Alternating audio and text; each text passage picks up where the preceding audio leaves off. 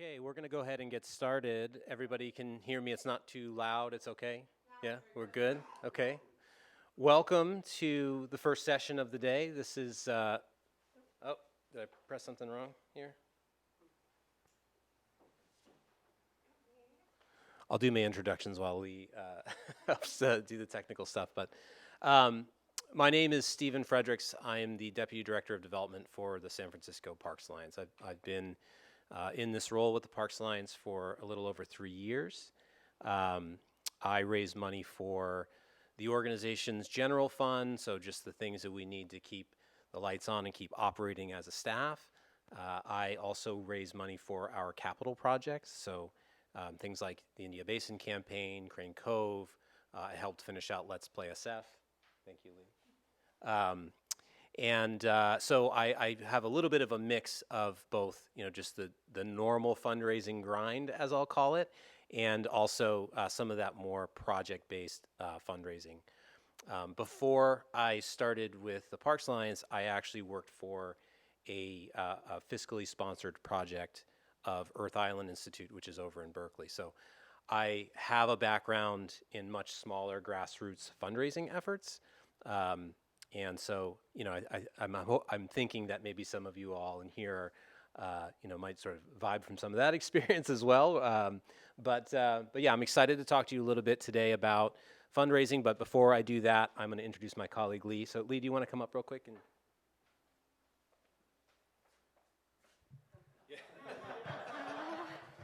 we'll hold it. Yeah. Thank you. I am much shorter than Steve. My name's Leigh Hiura. I'm the Development Operations Manager here at the Parks Alliance. I recognize and have seen many of your names, and I'm sure we've talked over email. So hello, it's nice to finally meet you.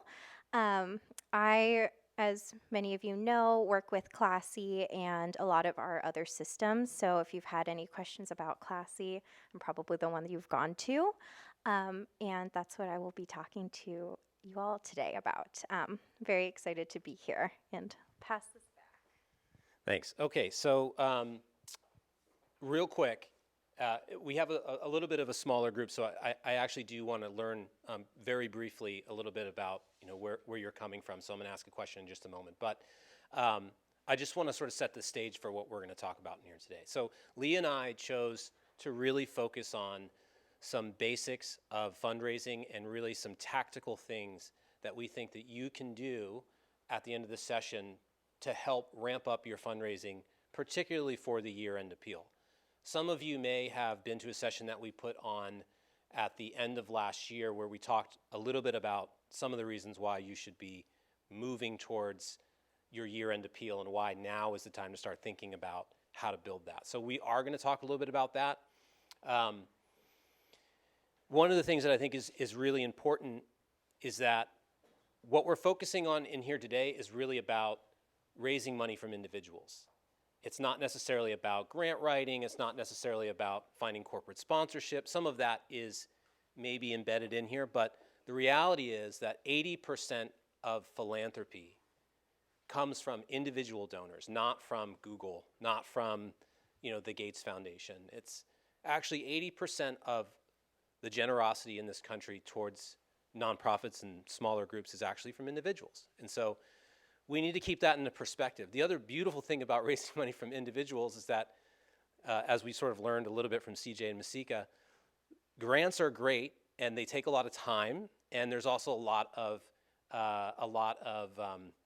requirements in order to fulfill them, including reporting.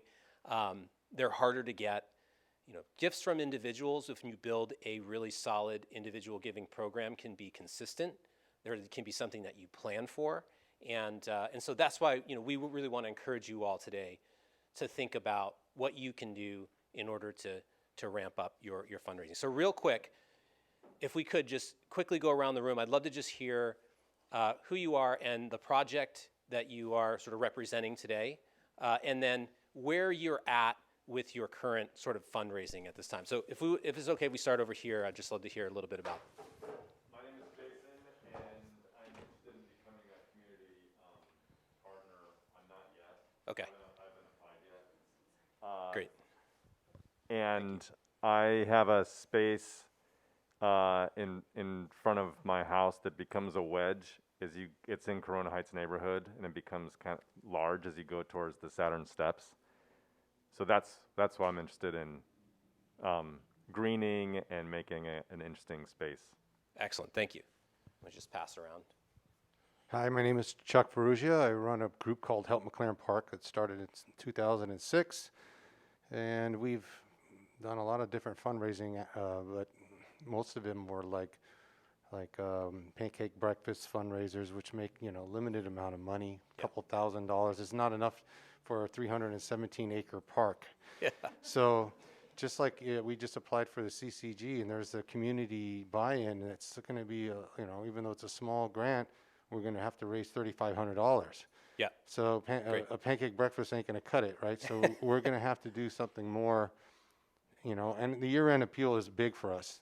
That we usually do send out a letter, and we get the most response from that. That's our best avenue of raising funds, but I'm here for ideas. Awesome, thank you. Hello, I'm Holly. I just joined the SF Parks Alliance as the HR manager, and I'm here for moral support. Thank you, Holly. Today's the first day we've seen Holly in person, so it's good to see you. My name is Barbara Alexi. I have no affiliation with any organization. I'm just here to learn.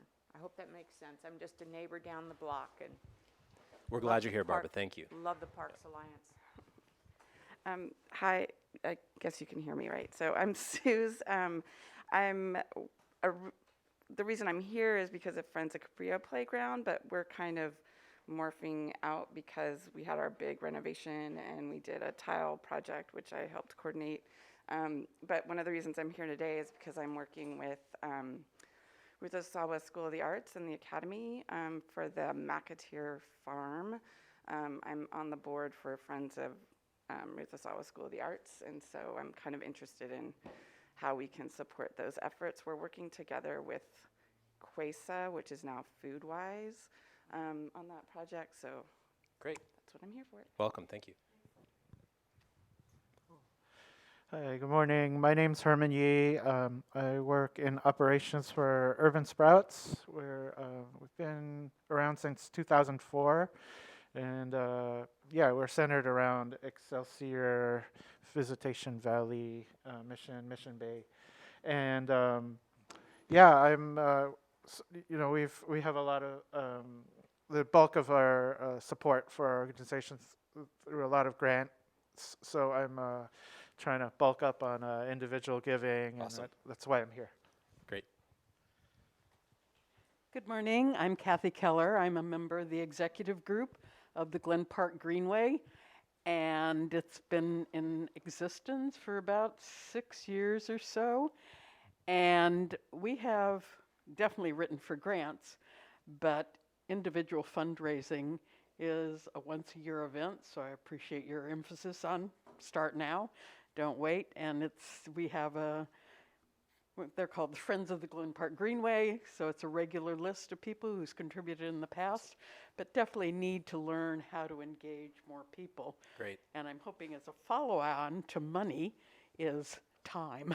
Yes, absolutely. Those I just definitely would like more volunteer hours.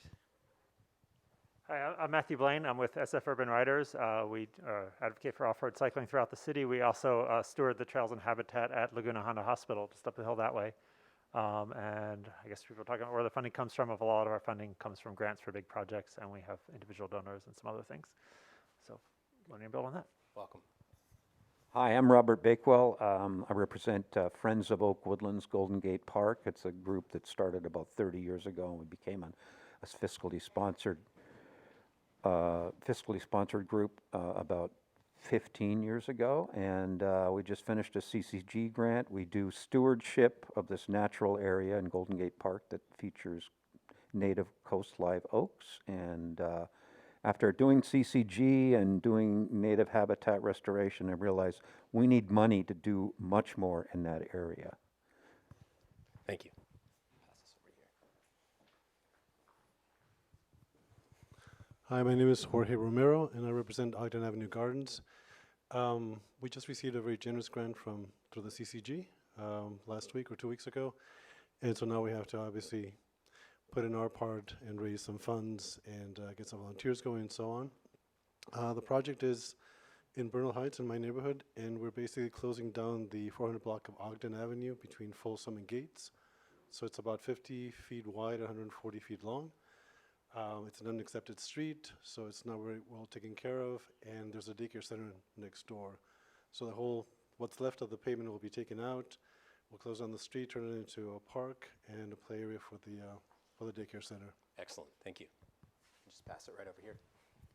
Good morning, everyone. My name is Maurice Rivers. I'm the Executive Director of the OMI Cultural Participation Project. I'm also a steering committee member of We Are OMI / Friends of the OMI Mini Parks with Johanna Lopez Miyake. And I'm just here to support and bring awareness to our mini parks with her in the OMI and hopefully walk out of this meeting with $1 million. Yes. That's a guarantee. Hi, everyone. My name's Johanna Miyake. Yes, Maurice is one of 4 of our steering committee. We're brand new. Like, I literally applied, I think, and got through on the deadline and was welcomed into the Community Partner Network. And I'm here to learn about fundraising to fund all of our wonderful projects. And Awesome. I, too, hope we walk out with $1 million. Yes. Just kidding. And we had one person show up. Welcome. Hi, thank you. My name is Brenna McNulty, and I'm with Friends of Christopher Park, which is like a hidden park in Diamond Heights. And we really organized to help shape a playground renovation and park improvement project that was completed a year ago. So come see it. It's great. And now we're just kind of looking at the next phase of community building and kind of, community building events to take advantage of the new space. Excellent. Thank you all so much. I really appreciate it. I know of a lot of your projects just from being at the Parks Alliance, and so it's great to be here with you today. I think this is on. Is that the right way? Is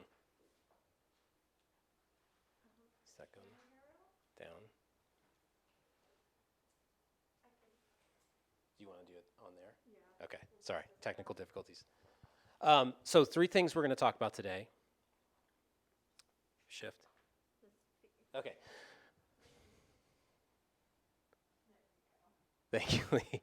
All right, so 3 takeaways from today. This is a lot to fit into less than an hour session. I get that, but we want to touch on all of it because it's all really important. And just a note, Leigh and I will be available today throughout the day at the Ask the Expert desk. And I invite you all to come and we can build on some of these things. But 3 things we want you to take away from today's session. 1, we are actually going to work very briefly on some list building. You know, fundraising is all about the list. I can't tell you how often in my week I'm sitting in a room with fundraisers looking at a list, figuring out how to raise money from these generous individuals and the tactics that we can employ in order to cast the widest net. So today, I can't promise you $1 million, but I can promise you that you'll walk away with at least 1 more person to add to your list. 2, we're going to talk about creating a schedule for your year-end appeal. For many, many reasons. It's the most wonderful time of the year. It's also the most generous time of the year. And it's really, really important for any project to ensure that you have a plan to ask for money from Thanksgiving till the end of the year. So we're going to talk a little bit about what an appropriate schedule looks like. We'll talk about what our schedule is for the Parks Alliance, but we'll also talk a little bit about what maybe your schedule can look like if you're just starting.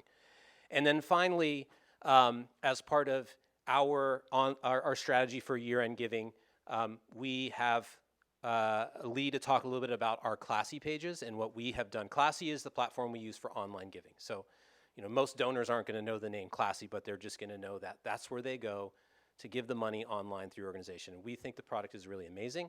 Leigh has done an incredible job of configuring our product. And as a Parks Alliance project, you have a Classy page. You have access to one, which is one of the benefits of being a project. So today we'll talk a little bit about what you can do to improve that page and to hopefully get more donations from it. Oh, it's working. Awesome. So the first thing that we're going to talk about today is building your funding community. And there's various levels of people in here who are maybe just scratching the surface of figuring out who they're going to fundraise from, and then others that have done some ongoing fundraising, but need to work on, thank you, building the list. Because you've got to have emails, you got to have addresses, and you got to have phone numbers in order to get in front of people, request money. So it's really important for us to focus and step back a little bit before we talk about who, what we're going to ask for is who we're actually going to ask. And so we do a lot of work in our department in just developing lists for this purpose. So we're going to go through a quick exercise here called the Spheres of Influence. I don't know if, has anybody in here gone through a Spheres of Influence exercise before? No, so this is a little bit new to you. Everybody presents it in a slightly different way. This is the way that I'm going to present it. So I do want you to have a pen and a piece of paper out because we are going to do a little bit of work in the class today. But the Spheres of Influence is a way that we can start to organize how we are going to actually think about our network. And it's a great thing for you to do if you've been fundraising for a really long time, to relook at who in your network you should be asking and adding to your list. It's a great thing to get started, and it's an amazing thing to do with volunteers or boards to think about how to expand your network if you're sort of hitting a point where you've raised as much as you can and you really need to get new people on your list. The concept is this: the center of your sphere is your core audience. And the core audience is the people who you are closest to, who are just as passionate about the project as you are, who are current donors to your project, who are potentially volunteers for your project. These are people that you have access to. They're already bought in to what it is that you're doing. And you could pick up the phone right now and request either money or energy or something else from those donors. There's no barrier at that point. This actually includes your friends and family. So I had a director of development tell me years ago that if you can't raise money from your mom and dad, then you need to rethink your messaging on what you're actually trying to sell. But if you can raise money from that reclusive uncle, then you've really got something going on. But your family and your friends are an important piece of this as well. What other groups do we think might be at the center of the spheres of influence? Just thinking about your own projects. Your neighbors, if it's which most of you have very community-based projects, it's the people who live immediately around where that project is. It could be the businesses that are immediately around where that project is. So, these folks obviously benefit very greatly from having that project be there, having that piece of land be stewarded. So those folks are at the center of your audience. The next part of the spheres of influence is this connection to the core audience. So this is maybe not people that you have that direct contact with, but it's people that you have a secondary connection to. So this could be friends of or family of people who sit on your board or other volunteers in your organization, people that you could get an introduction from and potentially steward to join a list or to be a part of your organization and then eventually have a request put in front of them. So examples of this audience would be somebody that's just commuting through your parcel. So somebody that is on a daily basis walking through your space and enjoying it. You may not know that person, but they are benefiting from what you are doing, and we want to figure out a way to capture that person's attention. What other groups do you think might fit within this sort of connections to your core audience? Any examples that people can think of? Like community-based organizations and schools and Absolutely. Yeah, organizations, community, schools that exist around, again, in that neighborhood that you're working in. They could be a really great group that you move towards the center of your spheres of influence. So that's the whole point of this is to try to move as many people as you can into your core audience and working with your core audience to bring more people in. The outer band, the broader audience, this is groups that are maybe less connected to your project, but where there is opportunity to get some new folks in who might be interested in helping support your project with either energy or with donations. And examples of this would be, if you're the Friends of Oak Woodlands and your project is in Golden Gate Park, maybe the community centers that exist throughout Golden Gate Park or other parts of Golden Gate Park where people are flowing through. How do we get in front of those folks to draw them to the project that I have?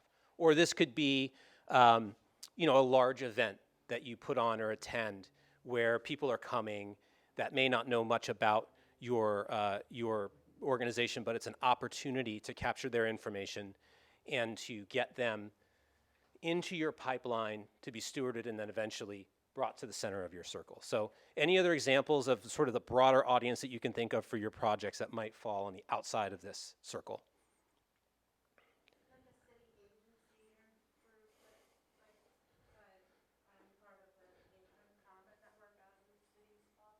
Yep.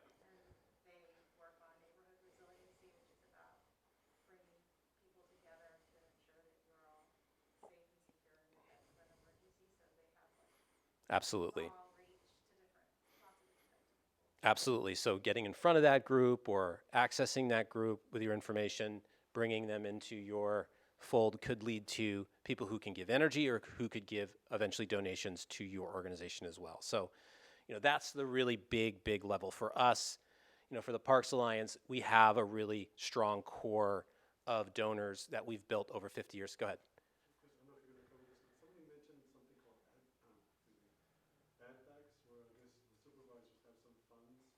Yeah. Yeah, so we won't cover the ad back process in here, but it's a way to work with your district supervisor to potentially get money for a project that they have to put in their budget and get approved by the city. So if you would like to talk more about that, come find me over at the desk later, and my colleague Kirsten, who was in here a moment ago, we can sort of clue you into how that works, but slightly different, yeah. But nonetheless, city agencies that steward land or public space are part of that broader audience. So I want to just take a moment quickly to just by yourself or with whoever you're with here, you can turn to a partner. I want to give you just a minute to think about that core audience, and I want you to jot down a few notes about who you think is currently in your core audience, or even if you have names of people that you think are in the core audience but have not been stewarded for a gift yet. I want you to take 2 minutes. Well, actually, we'll give you a minute because we want to move through the rest of the slides. I'm going to give you a minute to think about and start to actually jot down who you think those people or groups are. So go ahead.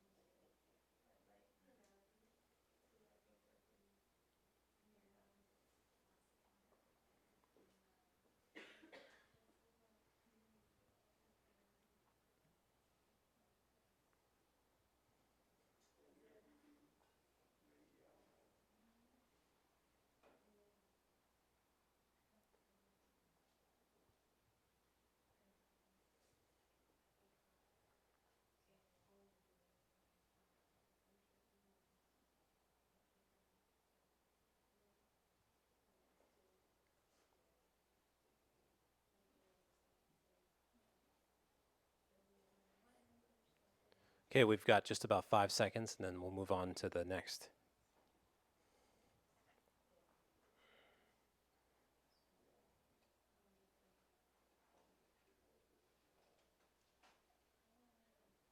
Okay, so your core audience, any examples of folks that you don't have to say their names, there's people in your circle that, in thinking about your core audience, that you jotted down. Does anybody have any examples they want to give of people in their sphere? Nobody wants to give away their donors? Yeah. Yeah, in the core, yeah. Dog walkers. So the dog community, especially if you have already a connection, you can easily bring them in if they are using your park. Absolutely, you can get them to the core. Did you have one? Volunteers are an amazing group. They are so bought into what you are doing already that they're giving their time. And they're very easy to steward because you have touch points with them and they can see the progress that's being made in your project, and they absolutely should be on your list for year-end funding or for a request at some point, and they likely want to give. Any other thoughts? Because the Greenway is a walking trail, certainly part of the Crosstown Trail, so that's a great connection. But similarly, I was thinking of the businesses in the community, because we're a block away from Diamond Street, which is the core of the Glen Park Village, and so eat, then walk, walk, then eat, to the restaurants, the markets, and just try to make the connection between, you need a soda, well, there's a good place to go and get it. Absolutely, yeah. The Crosstown Trail is an amazing sort of maybe really tagging on to that potential audience there. So let's take another minute and let's think. Actually, we're gonna, because over time we've talked a little bit about core audience. I think some of those ideas were really good for connections. Let's take another minute and just think about that broader audience, the one that you just mentioned about, maybe tapping into the Crosstown Trail Network. Start to jot down some groups, some businesses, maybe some other resources that exist around your project that you might be able to tap into to potentially get more volunteers and more donors. And then we'll talk a little bit about how you might be able to do so after that. So I'll give you guys another minute. Can I ask a question? Yes. What is CCG? I heard that mentioned a couple times. Yeah, that's the Community Challenge Grant. So that is a grant process that is, yeah. They're not. The Parks Alliance team does a really excellent job of helping groups apply for them that are underneath our umbrella. So if you get to a point where you're ready to do that, I think next year you should contact your area manager and let them know. Yeah.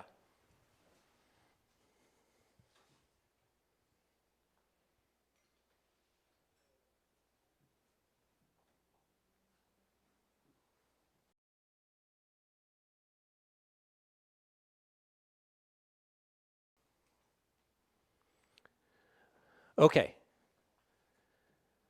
Thoughts on, based on your project, what the broader audience might be that you could get in front of to start to move towards the center of your circle? Any examples? Oh. We'll go here first. Professional groups. I'm an engineer, so I know some landscape architects and architects that I think would be willing, especially landscape architects, might be willing to donate. That's a great example. And any professional groups you're involved in, particularly if it's somewhat related to the work that you're doing, if you're passionate about something and this is a group that you've made contacts in, they'll be passionate about what you're doing as well. So a great group to think about on the broader audience that you can move to the center of your circle. You had an example as well. Just thinking about, we have a public library branch right in the corridor that, right across the street Perfect. from the park we're working on. There's also a new housing project that's been overtaken by Mission Housing. They're rehabbing it and we'll run it, so That's great. have the building, the park's right next to it. Makes sense that they would want to make that look into. Absolutely. So that's a great audience to try and get in front of that will benefit greatly from your park. Perfect. You may not have a connection to them yet, but educate them about. You made a connection. They went as far to say they would help, but I don't believe it till it's right. Until they're there. So the check's on I believe in you. Any other thoughts on the broader audience? Well, I just wanted to make sure that my point, I mentioned the Crosstown Trail, but my point was more about the local businesses. Yep. They can capitalize on having non-community members close by in the community, and so have the businesses help promote the Greenway. Absolutely, and there's ways that you can do that with a business and have people trek right through your project and understand the importance of the connection of the Glen Park Greenway to Glen Park Canyon. Yeah, local businesses and other places that people will be traveling through. I mean, the Glen Park Greenway is a good example because people commute through it on their way to the train. That's all examples of the broader audience. It may not be people that you are in front of every day talking to, but you could be if you can capture their information. So that's really the next part of this. So for these three different groups of people, identify them. You should do this exercise with your group because the more people you have thinking about it and the more people you have in your core audience that can actually put real names on paper, then you start to be able to create a target group of who you are going to bring into your fold. So, you know, for your core audience, the people that you currently have access to that may or may not be a donor, the best thing that you could do is one-on-one site visits. We all have park and public space based projects, so bringing people on site is the most inspirational way to get somebody interested in your project. We do this all the time at the Parks Alliance with our projects. It's our favorite thing to do is take people on tour because we know that only good stuff comes out of it. Phone calls and video calls. Sometimes, you know, the pandemic has made it almost easier sometimes to get in front of people because we're so used to being in front of that screen. It's no replacement for being on site, but you know, give folks a phone call, ask them to be a part of what you're doing, and you know, start to gather their information and create your list. And then working with your core audience to tap for connections for that second group is the next phase. So who can they help you introduce? Who can they help bring to the park for a one-on-one visit? Leigh, would you mind just talking a little bit about the opportunity that we have here? Yeah, so as many of you know, we just launched our partner portal, which will allow you to actually see all of your contributions essentially in real time as we get the checks in and enter them, or as they flow from Classy into Salesforce, our system. So if you log into your partner portal and then click on the contributions tab, you'll actually be able to see all of your donors this fiscal year and last fiscal year, along with their contact information if we have it. So that's another great way to kind of build that list and get those people. Thanks, Leigh. Yeah, so these are already your core audience that you may have tracked in a different way, but now through the portal, you can look back and see what the last couple of years look like for people who donated to your project. Make sure you're putting them on the list for the end of the year. And over time, you'll be able to track a little bit more who's given through your portal and who's given through the Parks Alliance to your project. So I think this is a really great win and a new, really awesome product for our core partners. This is how you might work on building connections to that broader audience, hosting events on your site, and always having an opportunity to capture information. Events are a great way. I mean, we talked about, somebody had mentioned the pancake breakfast, and maybe that's not quite enough to get where you're going, but having something for people to rally around and using the core of the people that are at the core of your sphere of influence to invite their communities. That's a great way to build your list and to eventually work towards the year-end appeal. Email and campaigns, and everybody here should have a simple one-page document that's literally just a page of text and some images about your project that focuses people in on the key things that you want them to see. If you're emailing somebody to get them involved in your project, they are more likely to open that document and read it than they are if you just send them a website and say, hey, check out this website, because that website may not be designed very well. It may not focus on exactly what you want them to. So think about a very simple one-page document that you can send along. And then, introductions from the people who are in your core. That broader audience, consider doing a postcard mailing. What are the addresses you have right now? Or if we're talking about neighbors, maybe you don't even mail it, you just create a simple postcard, which is not a very expensive thing to do if you put an image on it and a little bit of text. And you go drop it in your neighbors' mailboxes, the people who live within the few block section of your project. They want to hear what you're doing. You can ask them to be involved that way. It's a very, I think, cheap but effective way to get people's eyes on what you're doing. Posters is another. We talked about those community centers or libraries or local businesses around Glen Park Greenway. Can you develop a poster that talks about your project and gets people informed about what is near them as they're buying coffee at the local coffee shop or having dinner or hiking on a trail, and they may not even know that the section they're on is stewarded by a group that lives in the neighborhood and who is trying to make it better. How many of you have, oh, so go ahead.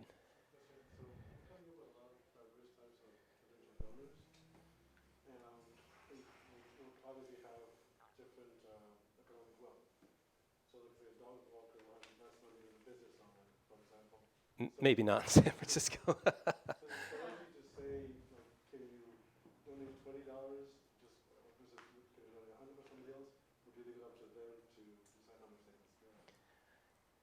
That work is sort of the next level, which is you get donors in your door, you start to build a relationship with them, and then you start to understand a little bit more about their level of generosity, what they might actually be able to give, what they give to other organizations. It's a deeper level of fundraising. That's sort of the next step. And it's research and sort of, that's a lot of what we do now for our big capital campaigns is looking at our donors and figuring out what is their capacity to give, are they generous, and do they give to projects that are like ours? So putting all that together and creating the right team to make an in-person request. Evaluating income can be really hard, and sometimes it's not as valuable as evaluating whether somebody's generous and connected to your project.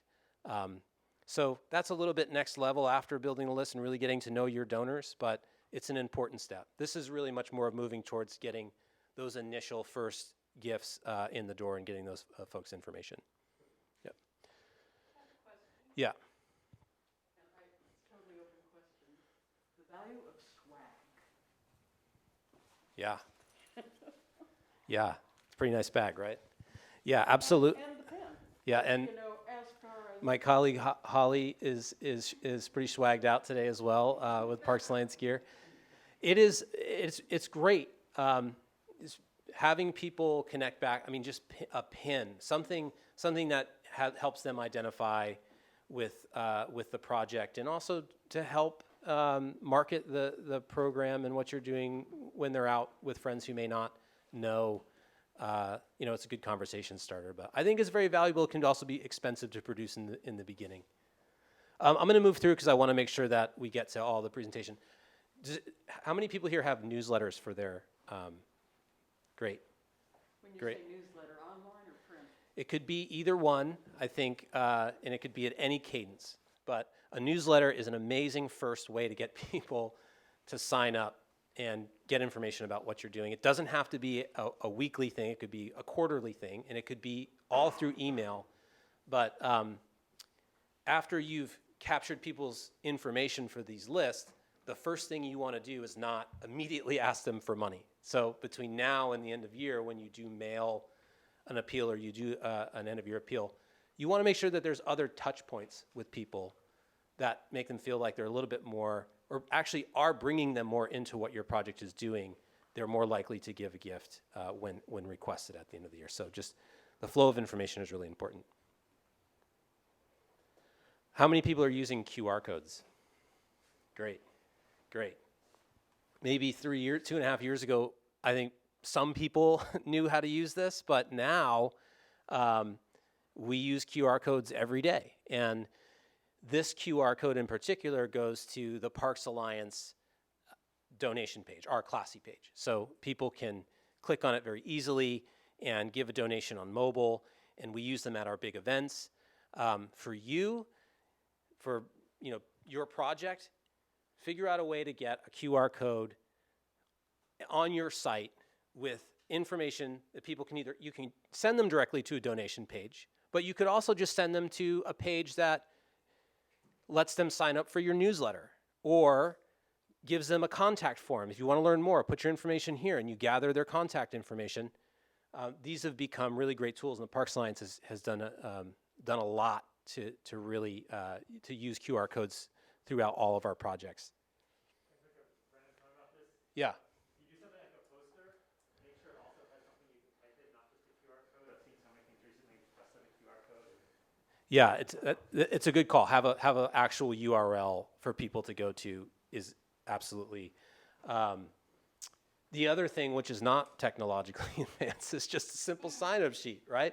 Every event you go to, every place you table, if you're in your park, if you are in the Glen Park Greenway, or you're in another one of your projects, you're in McLaren Park, and there's people hanging out, walk up to them and ask them, do you want to learn more about what we're doing here, and would you be willing to give your information? I think sometimes that's easier with email than it is with getting addresses.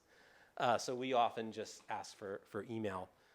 But that's the step. That's a great step.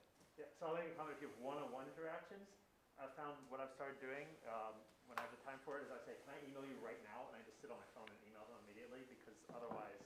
You lose it. Yeah, absolutely.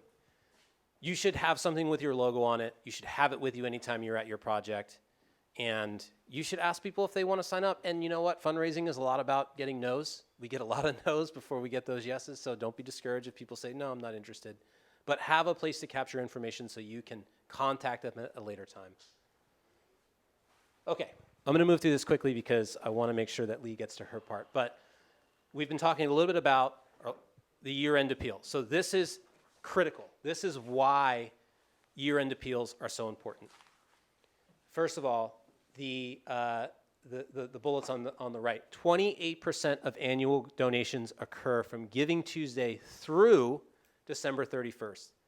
11% of annual donations occurring during the last 3 days of the year. 28% of all donations happen in a 1 month period, and 11% happen on the 29th, 30th, and 31st of the year. That.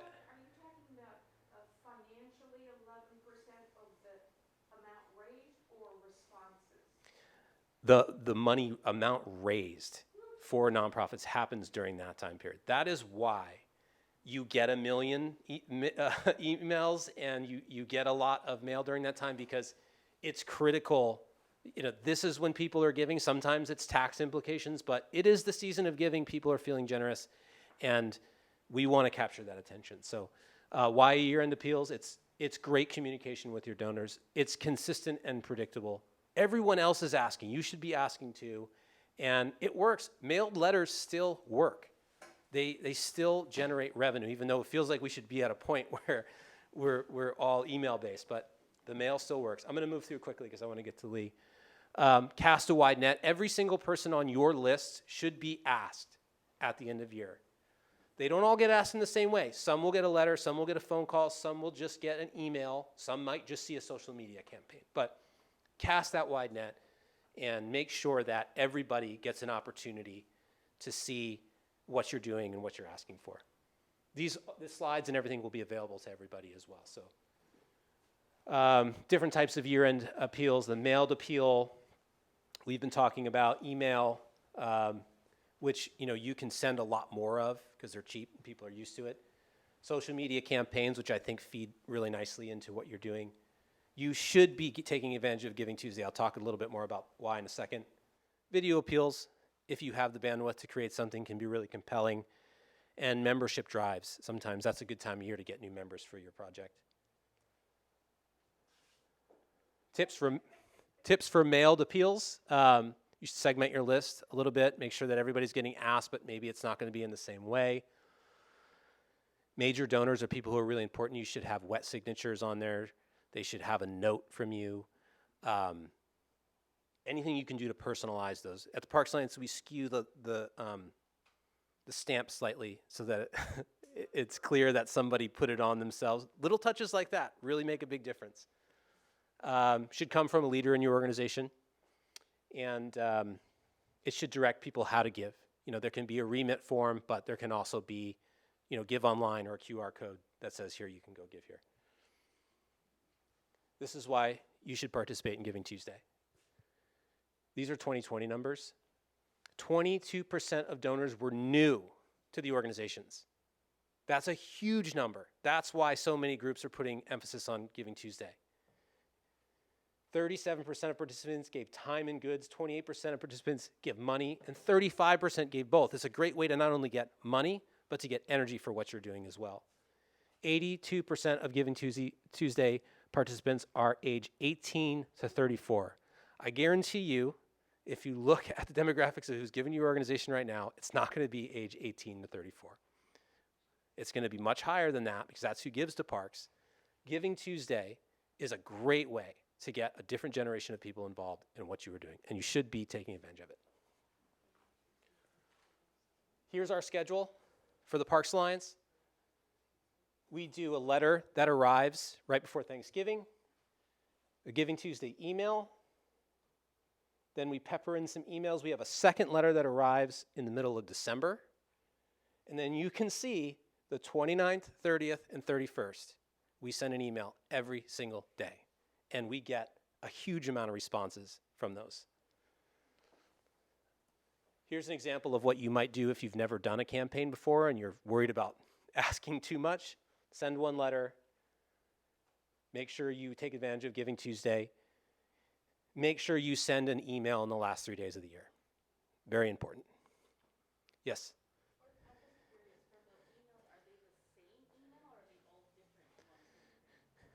We create a messaging that starts, we start writing it in September, and then we take that message that is the same from the letter, and we spread it out throughout all of our information. We put it in, we tailor it slightly for every email, our social media posts. I think a couple years ago we did Parks Save You this year when it was very pandemic based. That was the messaging we had throughout all of our stuff. The emails are kind of the same, but slightly different. And actually, as the sort of the campaign goes on, the text gets shorter and shorter and shorter. But yeah, great question. I'm going to turn it over to Leigh here to talk about Classy. I hope I've left you enough time. Sorry. It's okay. I'll speed through a little bit. But before I begin, I just wanted to ask, how many of you are currently using Classy? Awesome. And if you don't use Classy, you're using a different online donation page, that's great. Second follow-up question, how many of you have actually edited your Classy page? Perfect. So I will hopefully touch on some things that'll help both of you or both groups. So before I begin, why are online donation pages important? First, they give donors the ability to give quickly and in the moment that they feel inspiration. So they don't have to go find their checkbook, write a check, mail it out.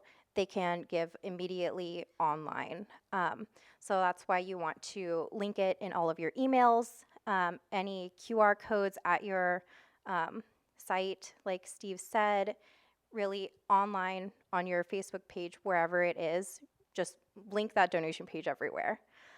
Second thing is you're able to both see your donations and communicate with your donors pretty much instantly. With Classy, it's really great. If you don't have time to write a handwritten note or send a personalized email thanking them, you can just go click that comment button within your Classy homepage, write a quick thank you, and your donor will immediately get an email saying, like, you responded, saying thank you. And then finally, you can leverage matches and update donors on your progress for your year-end appeals. It's actually been shown that campaigns with matching gifts raise 3 to 5 times more than those that don't. And this is, if you're wondering, how do I get a matching gift? That's really where you want to look at your core group that you just wrote down in your sphere of influence. And it doesn't have to be one donor. You can ask multiple people and kind of pool those gifts together to make a more substantial match. But the important thing is that you have one. Now I'm going to talk about how to update your page and kind of get the most, the best kind of page possible.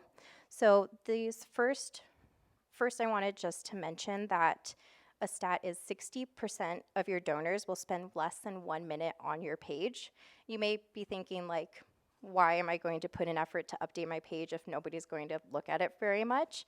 The important thing is that you want your donors to know that they're giving to you and have that kind of seamless, quick experience. For me, I've gone to websites before and clicked on a link, taken me to a new page, and it looked really weird and sketchy, and it gave me pause. It made me not want to either complete the transaction or continue with the donation. So you really want to have your donors go through your pages and have it feel like it's the same thing. What you can do and what we recommend in order to kind of the basic things is to add photos of your project to the page. So you can see on this Heart Your Parks campaign, we have Alamo Square with our hearts in the background. Add project-specific language. You'll see that we have a very short kind of campaign message right below the banner. And those are kind of year-round. You always want to have that. For your year-end appeal, what you really want is to mirror the language that you have written in any emails and any like paper letters and put it on your Classy page as well. So actually update that campaign language and refresh it.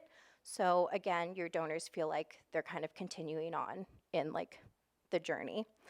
And then finally, if you're participating in Giving Tuesday or any other really event that has high brand recognition, update that branding or update that page to include branding from Giving Tuesday or whatever partner event, and update the language as well.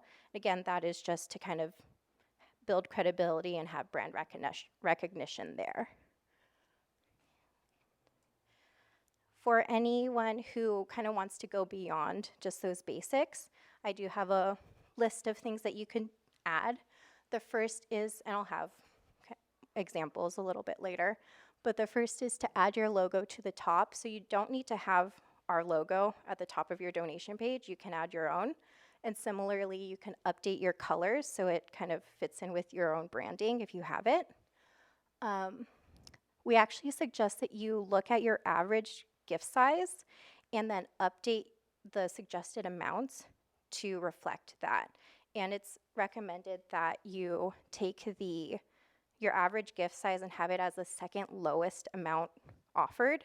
So you have one lower and then two higher, and then arrange it in a way where it's highest to lowest. So people's eyes immediately go to the highest, and if they have the capacity to give at that level, like psychologically, they'll say, yeah, okay, I can click this button. We also encourage you to ask your donors to have their employers match if that's possible. Being in San Francisco, a lot of our donors work at companies that match gifts, so that is a really great way to kind of double that gift. And then finally, we have updating your one-time and recurring levels. With Classy, it's really nice. You don't have to have the same buttons and amounts offered for both one-time and recurring. So you can have like $500, $250, $100, and like $50 for one-time gifts. And then if they click on a monthly giving option, you can lower those amounts to kind of reflect the same yearly values. Before I go into the good examples, I just wanted to, this is not a bad example, I just wanted to show you what we kind of provide as a base donation page. So you can see this is branded very much to Parks Alliance because we don't have all of your logos and text and everything. We of course update the edit partner org name here, but that just says your partner organization, and in the background is just a very generic picture of San Francisco. And some good examples. I'll give you a couple seconds to just kind of take this in. This is Burnside Mural Plus. Some things that I love about this one is that they've updated the top banner to have their own. They've updated the language and the colors, so it looks very much like them. And then in the background, they actually have a photo of their project. I will point out that the text here is on the longer side, but if you look on mobile, it just takes like half a swipe to reach the donation buttons. So I think it's still completely fine, and they have a lot of really good information here. Next one is the Tennis Coalition of San Francisco. Similarly, updated colors, logo, etc., photos. They have a really great short campaign description. The one thing I want to point out here is that they've actually defaulted their gift to monthly. So when donors go on their page, they're prompted to give on a monthly cadence instead of just a one-time gift, and that encourages recurring giving. So that is another great thing that you can do. And then finally, I just want to say we do have both written and video tutorials on how to update these pages. If you need access to Classy or have any questions, please reach out to your area manager and they'll be able to help you there. Classy will also be here, I believe at 2, at the Ask the Expert table. So if you have any questions about your pages, you can definitely stop by, and she's amazing. She'll be able to help you a lot. And then Steve and I will also be at the SFPA table later today. Then the last kind of stat that I will leave you with is 43% of your donations are made on mobile devices, and of that, 50% are from social media. So really leverage whatever channels that you use, and just continue to link that donation page wherever you can. Okay, we've run out of time, but I hope we've been able to answer some questions. And again, Leigh and I will be available throughout the day. Come sit and chat with us about developing a schedule for your year-end appeal. We're happy to do that. We can talk more about the tactics of using Classy and how to prepare yourself there. We could talk about list building. We're here for you today. We really appreciate your time. And oh yeah, so I said that you'd get one more person for your list. So I have my cards here. And everybody should take one, and you should send me your newsletter, and you should sign me up for your stuff, because I am a parks professional. I care deeply about what you're all doing. You should start to steward me. So I'll leave these here. You can grab one. Thank you all so much.